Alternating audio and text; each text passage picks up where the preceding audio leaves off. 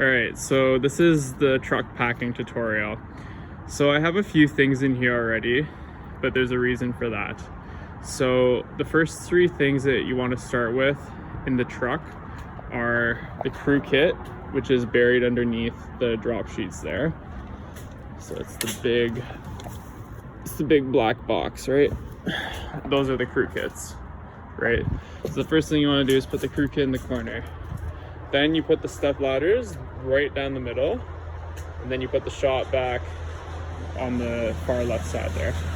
Okay, and the reason you do that is because this maximizes the space that you have in the bed of the truck. So once you get the crew kit, the step ladders, and the shot back in, you can really pile anything around it in a coherent manner. Think of packing the back of the truck like Tetris. So starting with those three items allows you to play the game of Tetris with packing the truck as best as possible.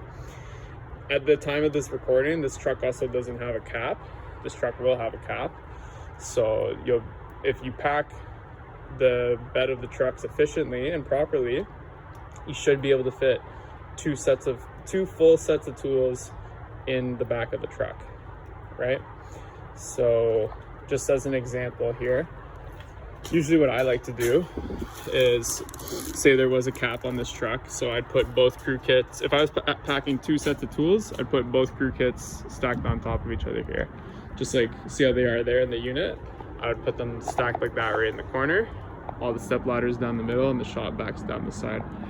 And then say I was to open like a door here and there's a cap on the truck, you'd put like the trays with the tray liners, the drop sheets, the fans.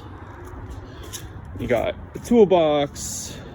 Really, like I said, once you have the main three items in, you can squeeze everything around it coherently. Just the objective is to be as neat as possible, because if you just haphazardly throw things in, like paint, for example, and it rolls around and it spills, like I did the other day. Actually, I was very careful about it, but when you put paint in the back of the car, it needs to be up against something, right? So if that was paint and I had other paint here, I would make sure that there's no ability for it to move at all. So when you pack paint in the car, make sure there's no ability for it to topple over or move around at all, okay?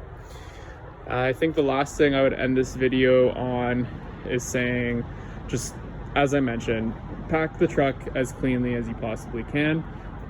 It does take a little bit longer on the front end, but on the back end, if you're working out of the truck for the day, you can just quite simply, oh, I need something out of the toolbox.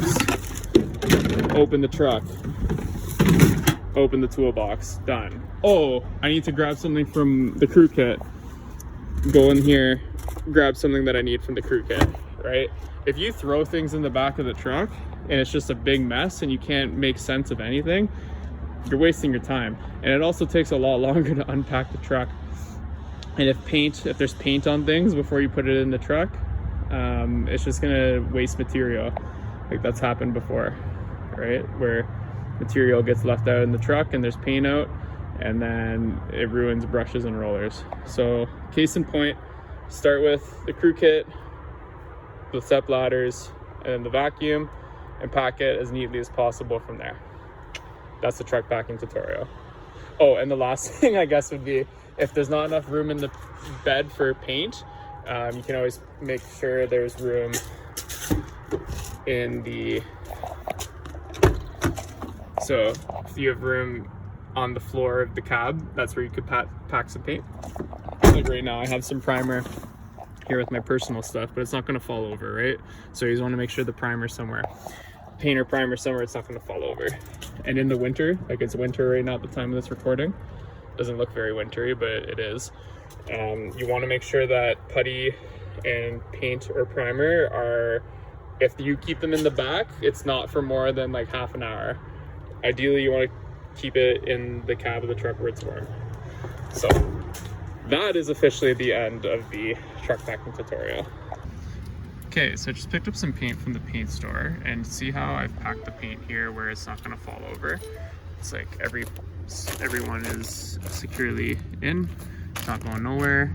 I bought some rollers, so once I close the door here, it's gonna keep everything in nicely. Nothing's gonna fall over, and we're good. That's how you pack paint in the truck, and even for the back too. Thanks for watching, everyone. I hope you learned something new and gained value from that. Feel free to check us out on social media at Altona Painting on Facebook and Instagram to see some of our most recently completed projects. Also, check out our website altonapainting.com to see our full portfolio and learn more about us. If you're in the Greater Toronto area and you're looking for a painter who values quality and professionalism, hit us up. Or if you know someone who is looking for a painter, pass our name along. Lastly, thank you so much for watching, and subscribe to the channel if you want to see more instructional painting videos.